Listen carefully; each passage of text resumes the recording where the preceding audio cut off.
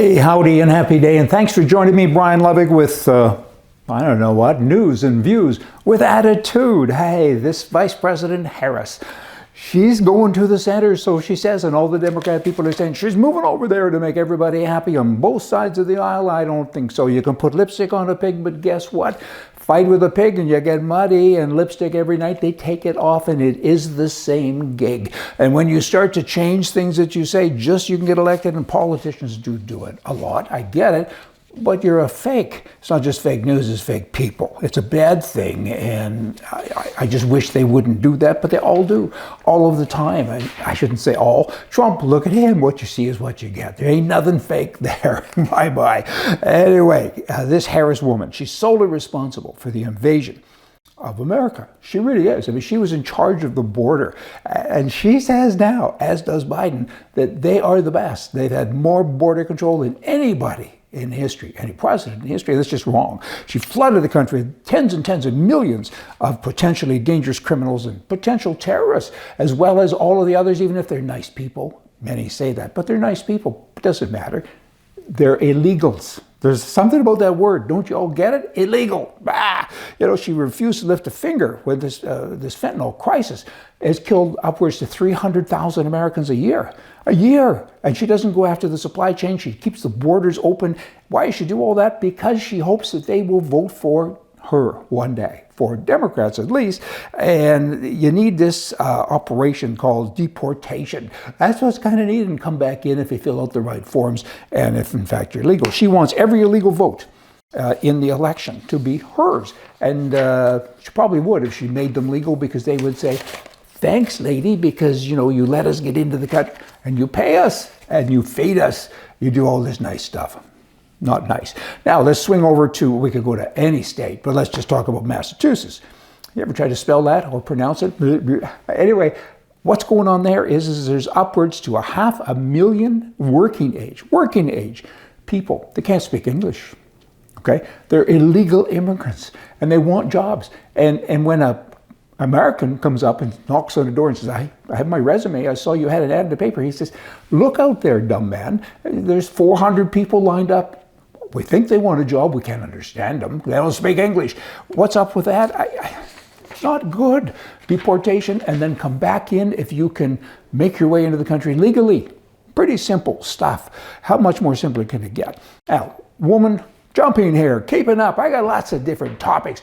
If I was to talk about everything that's a trouble to the sanity of a proper person, you know, I would need weeks and weeks here. But anyway, I'll just share a few minutes more here with you today. There's a boxer at the Olympics in women's boxing, and a woman boxer boxed with the opponent for, I think, seconds, and said, I quit. I'm not doing this. Guess why? Her opponent was a man, born a man, looks like a man. I mean, biologically, figure it out. Men are, for the most part, bigger than women and stronger than women. That's just kind of the way it is. Look at the animal kingdom. It's kind of the same thing. We're all part of it. And somehow this guy, he identifies as a woman, and somehow or another, he's boxing with women. Wow. Hey, all you real women, what are you going to do about this? Maybe talk up. I mean, the Olympics, I haven't watched any of the Olympics, and nor will I. From the beginning, it was a bunch of perverts in action. I mean, good bloody grief. And then you got Biden, almost said Jiden. Oh, I'll get there. He's got 6 months left. 6 months, and he talks worse than me.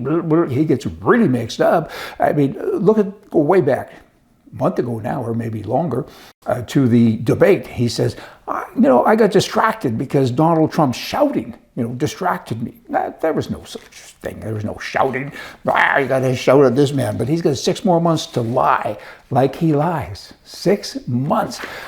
As a sitting president. Shouldn't have said sit. Well, I guess he's got to sit, because otherwise he'll stumble and fall. This is not good. And he's in charge of the button. Who's really in charge of the button?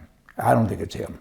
Now, you've got a oversight committee that says this, hey, this declining mental state of the president for 6 more months, we've discovered that his doctor is involved in the Biden family business dealings. This is a family that maybe has stolen, effectively, hundreds and hundreds of millions of dollars.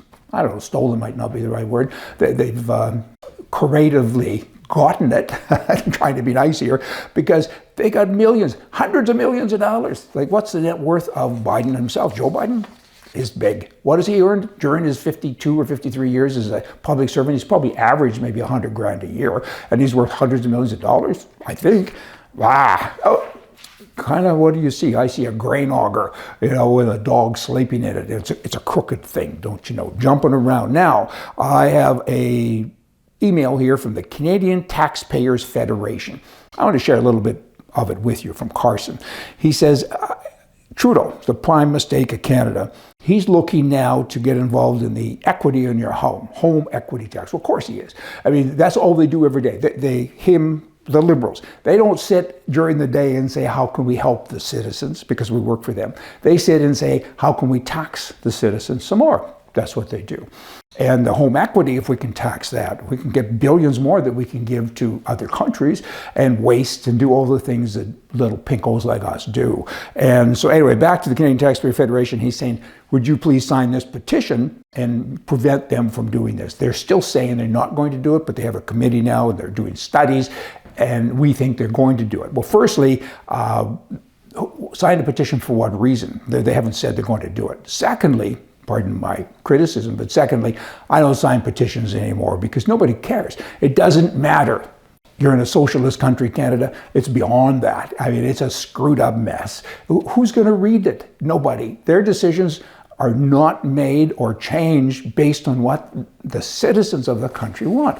Ever. It just doesn't happen that way anymore. If it did, I would sign. It doesn't. If someone could convince me otherwise, well, firstly, I'd bark like a fox if that's even possible, but I don't think it is. But here's hoping that better things are ahead, that there can be an honest election when one is up in Canada, and that the right people can get in and do the right thing. Hey, you all come back.